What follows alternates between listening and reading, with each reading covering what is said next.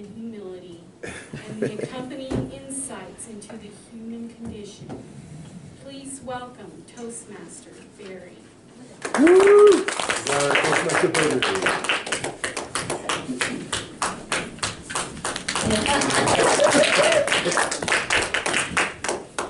As I usually do, I came back from Florida over the holidays, and I came back, I think, on New Year's Day or a couple days afterwards. And walking through the airport, as Don is frequently doing, and I see this guy at the ticket counter just yelling and dressing down this agent.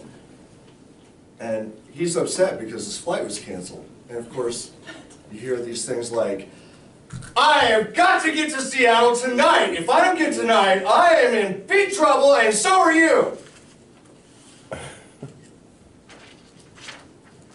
So I walked on and thought, well, that guy's just having a really bad day.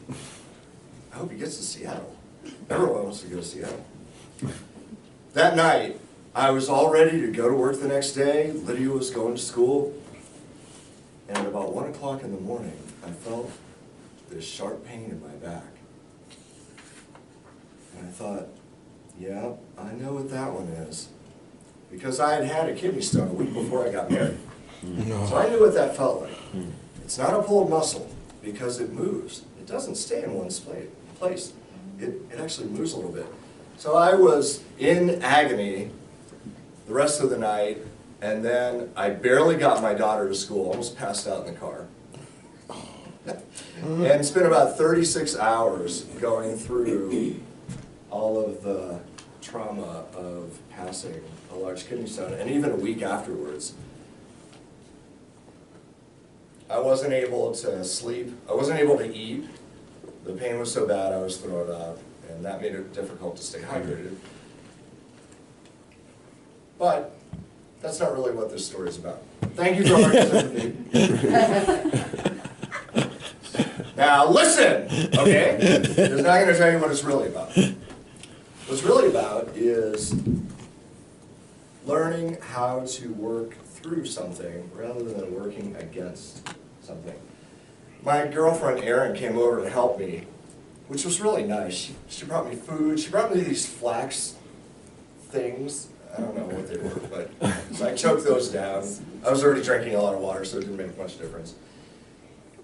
And she brought me a rice sock, because she was a doula, so she knows all about how to deal with pain. And they said that a kidney stone is as close to giving birth that a man can have. So I figured having a doula girlfriend was not a bad idea. And she also brought a lot of encouragement. As I was walking around, the only thing that I could do in those 36 hours was walk. I couldn't lay down. I couldn't sit. I just had to keep moving, which was a great weight loss plan as well. And she suggested, as I was walking all over the place, well, I was kind of like a caged animal. I was walking in my bedroom in this pattern. I'm surprised there's not some sort of wear pattern. There's my peanut. I was looking for that.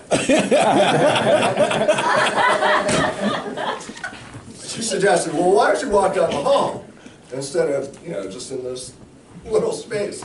I said, no, I'm okay. I'm good. And when I was having trouble with the pain, when it was really bad, she's like, well, why don't you try the rice sock? I go, no, I got this. I'm okay. And I would just lean over on my pillows on my bed, fall asleep for 20 minutes, and then wake up again. And one time she said, well, why don't you use your bathtub? I'm like, well, I'm a man. I don't use the bathtub. No, it's okay. Why don't you take a hot bath? I'm good. So she left. She had to take care of her kids. And I was alone. And I thought to myself,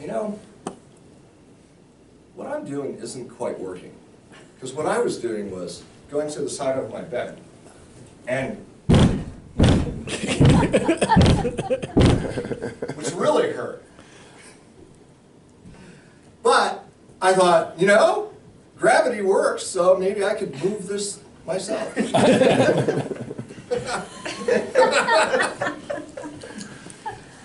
After, 30 hours of doing that. I decided maybe I should try what Aaron's saying. So I drew a hot bath, and I got in, and I had instant pain relief. It was really great. I was like, hey, maybe I should take a bath more often.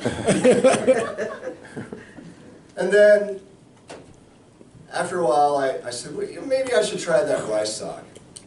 So I heated it up in the microwave, and I put it on my side so that I could actually wrap it around from my kidney all the way down, because I had a lot of pain, like where my bladder was. There's a tube. Did you know there's a tube connecting your kidney to your bladder? This is amazing. Yeah. Stuff gets stuck in the beginning and the end. It was really great that I was able to do that, and I felt a lot of pain relief in doing that. And of course, I was able to kind of make it through. Although I did take about, I think, 4 ibuprofen, which was 1,000 milligrams, and 800, so there's 200 pieces, and 1,000 milligrams of Tylenol every 4 hours for about a week. Hopefully I didn't do any more damage. But my point is, sometimes we think we know how to do things, and we think we know what's good for our bodies, and sometimes we just have to listen. We have to listen, and sometimes we have to listen to other people, right? Because they may know something that we don't know.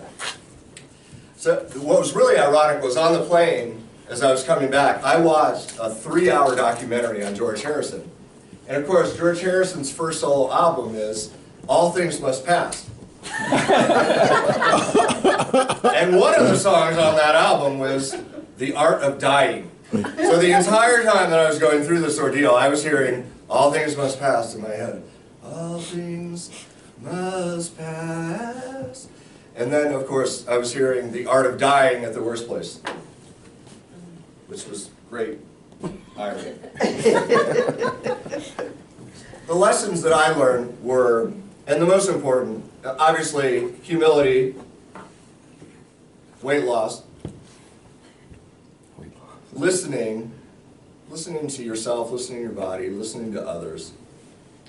But, the most important thing is, you may be walking past a guy in the airport who is yelling his head off and who's really upset about something. He might be in pain that you don't know. He might have some sort of thing going on.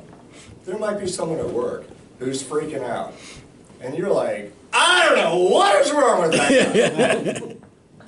There might be something going on with that person. We have to take advantage of the opportunities, not only for ourselves to learn, but also take advantage of those opportunities to reach out and to maybe offer a helping hand to those who are in pain.